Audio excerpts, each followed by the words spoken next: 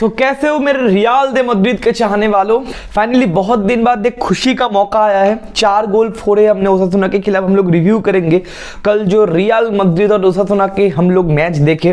देखो ये मैच काफी कॉन्टेक्स्ट वाइज बहुत ही ज्यादा इंपॉर्टेंट मैच था, क्योंकि एक स्टेटमेंट विन लेना काफी जरूरत था।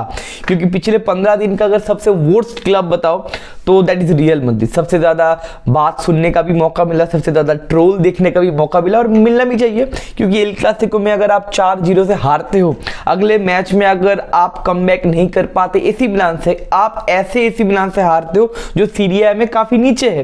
आप एसी मिलान का पोजीशन देखोगे तो घटिया फुटबॉल खेल रहे एसी मिलान, लेकिन वो एसी मिलान अगर आपके घर पे आके 3 गोल मार के चला जाए, 2 मैच में आप XG से नीचे परफॉर्म कर रहे हो, मिडफील्ड का कोई कॉम्बिनेशन नहीं, डिफेंस आपका गू हो गया है, तो आपको ट्रोलिंग तो थोड़ा देखने को या फिर सहन करने को तो मिलेगा। Specially if you are a Real Madrid जो भाई ट्रॉफी जीतने के लिए, कमबैक्स करने के लिए, गोल मारने के लिए, मैचेस जीतने के लिए जाना जाता है। तो बहुत ज्यादा इंपॉर्टेंट मैच था। 2 मैच बैक टू बैक हम लोग हार के आए, 4-3-7 गोल खा के आए, घर पे, बाहर नहीं, घर पे भरपेट खा के आए थे। एक कमबैक करने की जरूरत था। दूसरी बात यह है कि भाई अंशुलती इस मैच से पहले जो प्रेस कॉन्फ्रेंस हुआ था वहां पे बोलते हुए आई फाउंड द सॉल्यूशन, मैंने सॉल्यूशन निकाल दिया है। कहां पे प्रॉब्लम्स हो रहा है, कहां पे आप गोल खा रहे, कहां पे हम लोग गोल मिस कर रहे, ये सारा प्रॉब्लम का सॉल्यूशन मैंने निकाल दिया है। तो भाई एक्साइटमेंट तो हाई लेवल पे था कि भाई अंशुलती या फिर बाकी प्लेयर्स कैसे कमबैक करेंगे, कैसे एक स्टेटमेंट देंगे कि भाई हम लोग रियल दे मैड्रिड है, हमें भूल मत जाना। तो भाई काफी बढ़िया कमबैक था। इस मैच में जो नेगेटिव पॉइंट है, जो पॉजिटिव पॉइंट है, मैं साइड करके लिखा है,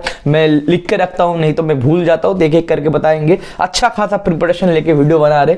देखो नेगेटिव पॉइंट ये है कि पहला पॉइंट जो नेगेटिव पॉइंट है कि किलियन एम्बापे पिछले 7 मैच में हमारे किलियन एम्बूबी ने 1 गोल मारा है। जो सबसे एक्साइटिंग प्रोजेक्ट या फिर जो सबसे एक्साइटिंग साइनिंग था पिछले समर का, ऑब्वियसली किलियन एम्बापे, क्योंकि 2 साल से ये साइनिंग या फिर ये ट्रांसफर या फिर ये सागा चल रहा था। तो एम्बापे आने के बाद पहला 6-7 मैच मोटा मोटी करके हुआ था एडजस्ट करने के लिए या फिर एंटीसिपेट करने के लिए, गोल मारे थे, ज्यादा पेनल्टी में गोल मारे थे, लेकिन पिछले 7 मैच में बंदे ने सिर्फ 1 गोल मारा है। सेकंड नेगेटिव पॉइंट क्या है कि रॉड्रिगो 20 मिनट के अंदर सब्स्टिट्यूट हो गया, उसको लग गया भैया इंजरी। नवंबर महीने में रॉड्रिगो आपको नहीं दिखेगा, दिसंबर के पहले वीक में आपको फिर से रॉड्रिगो दिखेगा।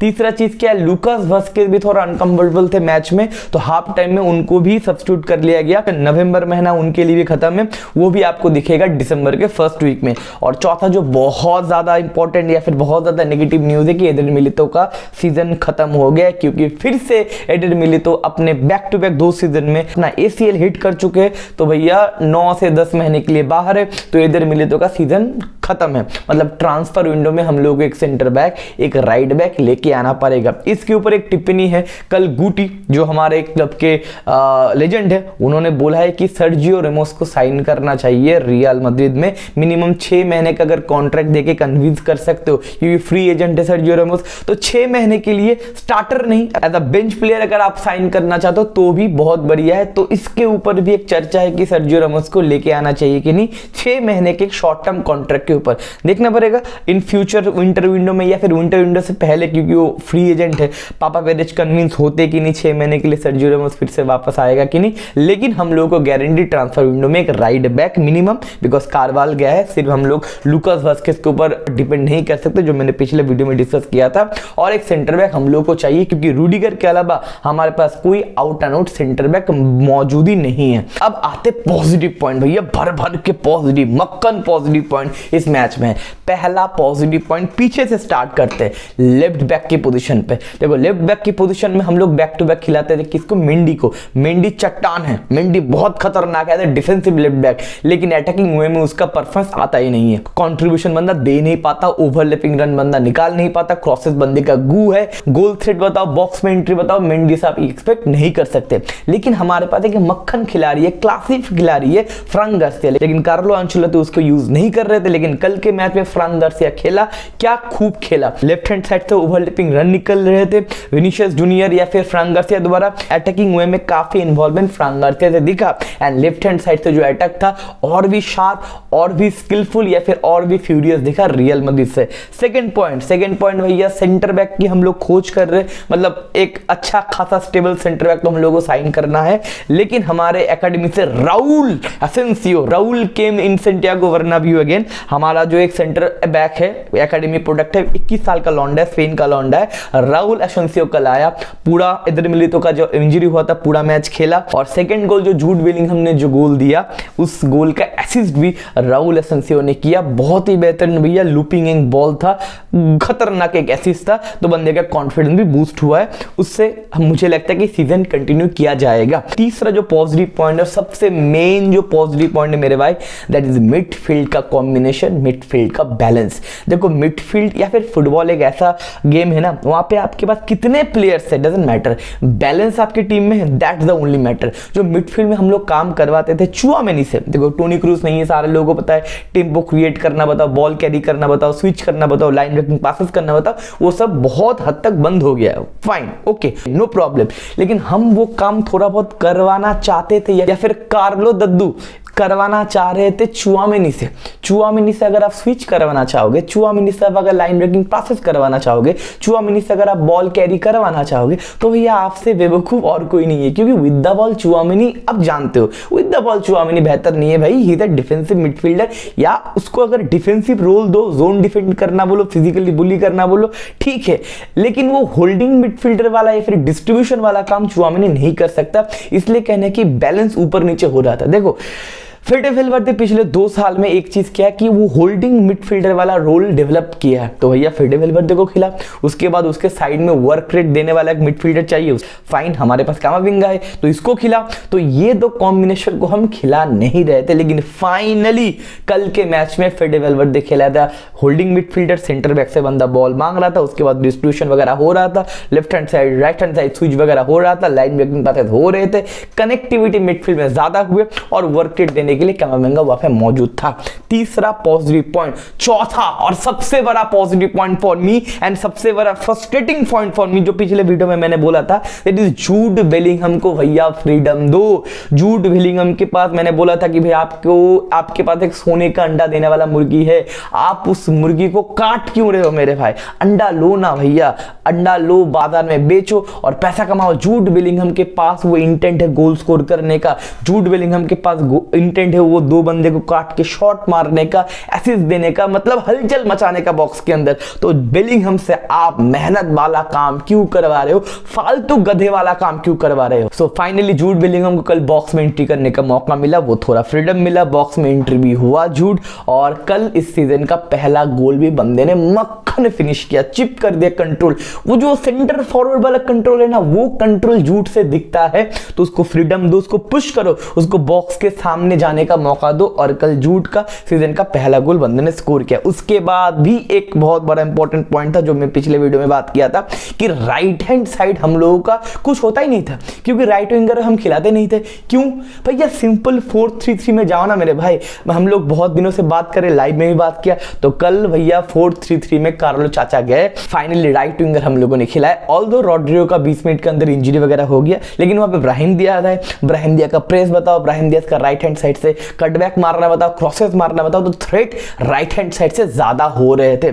और इसका फायदा क्या हुआ पता है? इसका फायदा हुआ फोर्थ गोल जो ब्राहिम दियाज ने राइट हैंड से प्रेस किया, वहां पे भैया बॉल लूज किया ओसासुना ने। देखो ओसासुना उतना भी गंदा टीम नहीं भैया, ओसासुना को आपको रेस्पेक्ट करना पड़ेगा, क्योंकि ओसासुना इज द ओनली टीम कि ला लीगा में बारसा को पेल के आए, और बारसा किस लेवल पे खेल रहा है आप भी जानते हो, मैं भी जानता हूं। 4-2 से पेल के आया था बार्सिलोना, तो ओसासुना इतना भी गंदा टीम नहीं है, रेस्पेक्ट देना पड़ेगा। उस ओसासुना को आप अगर खेलने नहीं दे रहे हो, मतलब कल तो 1 टीम शो था, उसने खेला ही नहीं, एक शॉट मारा, 0.01 के एक जीता, थू था, मतलब ओसासुना को आप इस लेवल पे डोमिनेट कर रहे हो, मतलब आपका सारा पॉइंट हिट हुआ है। तो वही पॉइंट मैं बता रहा हूं कि राइट हैंड साइड पे ब्राहिम दियाज ने कमाल का परफॉर्मेंस दिया, मतलब राइट हैंड साइड हम लोग को ऑपरेट हुआ, ओपन हुआ, वहां से प्रेसिंग बताओ, वहां से क्रिएटिविटी बताओ, बॉल्स वगैरह आ रहे थे, तो ज्यादा इन्वॉल्वमेंट आ रहा था, और प्रेसिंग स्ट्रक्चर भी अच्छा खासा हुआ, क्योंकि राइट हैंड साइड खुला छोड़ देते और भैया हमारे opposition team right hand side से, मतलब उनके लेफ्ट हैंड साइड से आराम से बॉल ट्रैवल करवाते, और सामने मीट होता है लूकास वास्केज का, तो लूकास वास्केज के सामने एक राइट विंग अगर होगा